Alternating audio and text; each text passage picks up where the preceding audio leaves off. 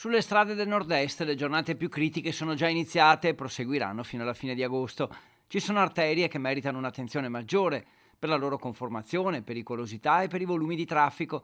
Dalla sala operativa di Padova si controllano molte delle strade della regione, soprattutto le autostrade. Nell'autostrada A4, nella 31, nella 13 e nella Pedemontana, e quindi per quanto riguarda il Veneto sicuramente la zona dei laghi e la tratta che porta al mare ed in Slovenia e in Croazia, mentre sulla viabilità ordinaria cito la strada regionale 89, la Treviso Mare, ma anche le altre. Il personale della sala operativa, rinnovata e molto tecnologica, affronta giornate impegnative. Che oltre a sovrintendere, appunto, a disporre l'impiego di tutte le pattuglie, non solo le pattuglie autostradali, ma delle pattuglie che abbiamo sulla viabilità ordinaria del Veneto, eccezione fatta per la provincia di Belluno, che ricade ancora sotto l'ambito di competenza del compartimento di Bolzano. I colleghi, oltre ad inviare le pattuglie in caso di necessità, danno ausilio agli utenti che hanno qualche difficoltà. Per l'estate c'è un piano di potenziamento delle pattuglie, le moto per interventi più rapidi,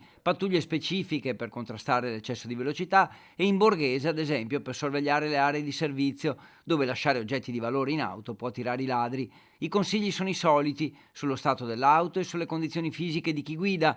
Importante però la sosta di emergenza. In caso di sosta lungo la corsia di emergenza o lungo le piazzole di sosta in carreggiata, è buona cosa indossare il kit fluorescente ed portarsi all'esterno del veicolo in attesa del soccorso. Pazienza se prenderemo un po' di sole, ma avremo tempo per metterci il doposole, e pazienza se prenderemo un po' di pioggia, avremo tempo di asciugarci, ma sicuramente eviteremo la tragedia.